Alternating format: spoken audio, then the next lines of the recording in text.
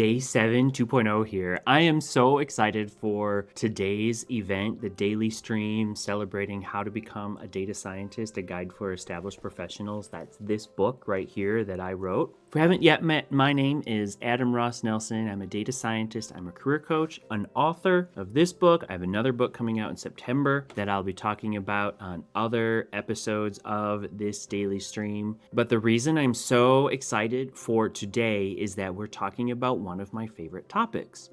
Of all of the resources I have the blog, articles at Medium, I have a weekly email, I have YouTube, my social media in general, the book, let's not forget about the book. Of all of the resources I have on all the variety of topics, I like to think they're really good, but some of my favorite are the portfolio project ideas. It's been said that data science portfolio or projects are the career hack or one of the best career hacks for entering in data science or leveling up in data science. This is a notion that is not new. I did not invent this notion, but I am on board with this notion. Today, we're talking about 4 specific ideas. I'm going to very high level overview 4 specific ideas on how to create new entries for your professional data science portfolio, create new projects. I have an article on this topic over here, which I'm showing on the screen as well. And we're going to talk about those 4 ideas today, big picture, and then in the next 4 days, tomorrow, the day after that, and then the day after that, I'll go deeper into each of these 4 ideas. So if you're looking for help working on your data science professional portfolio, today's stream is the day for you. So let's get started. The first piece of advice I have for you is go find this article, how you can add to and enhance your programming portfolio. I'll get links in the videos as well. But it covers 4 specific ways you can add to or build entries for your data science portfolio. By the way, I forgot to mention in the book, I actually have a list of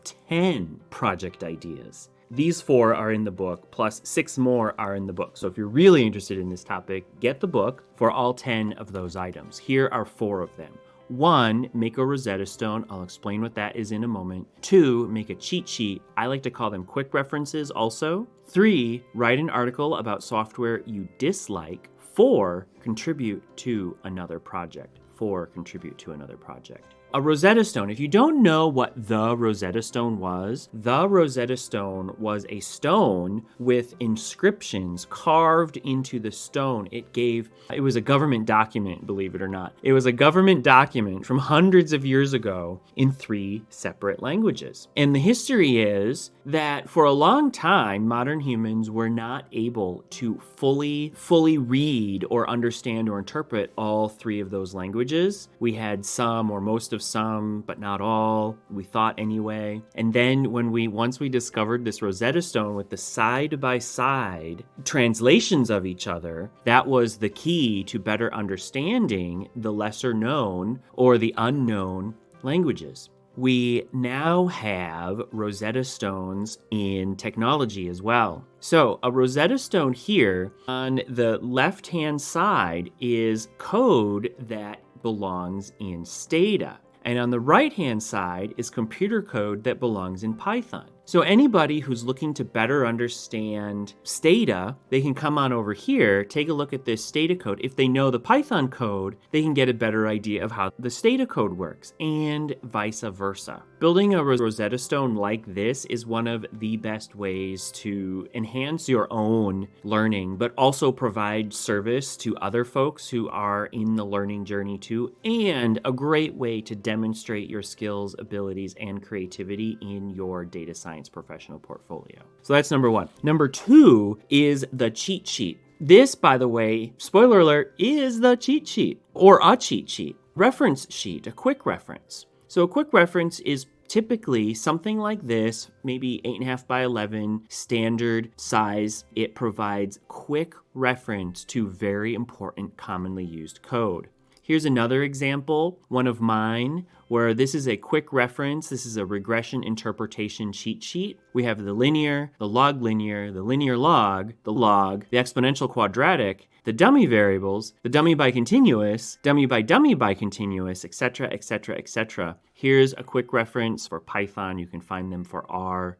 Here's the thing about quick references. A lot of folks have already built quick references, but I promise you, if you build your own quick reference, you will bring new ideas, new thoughts, and new ways of thinking about the topic that other people have not. You'll have a resource that will be valuable to you in the future. You'll have a resource that will potentially be valuable to others in the future. Once again, this is a fantastic way to demonstrate your skills, abilities, knowledge, and creativity in your data science professional portfolio. Number 4, write an article about software that you don't like as much. This one you have to be careful with. This is an article about a feature in pandas. And let's be clear, I do like pandas. I love pandas. I don't dislike pandas. One of the things I dislike in pandas, and if you Google for this, you'll find that it's an issue. Moving columns around in pandas. In other words, if you have a pandas data frame and you have your columns, or imagine an Excel spreadsheet and you have your columns,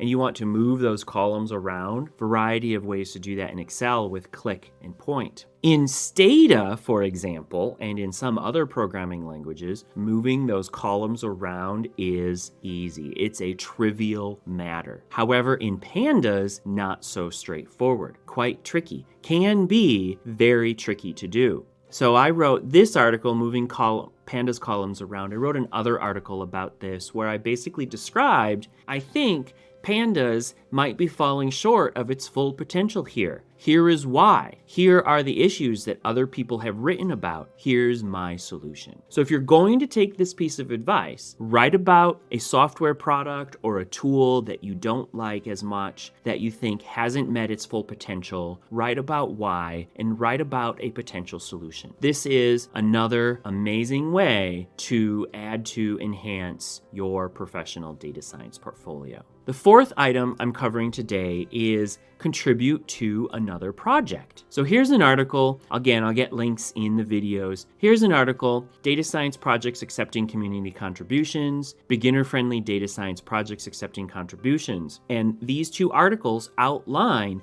why you would want to contribute to other projects and how you would want to contribute to other projects.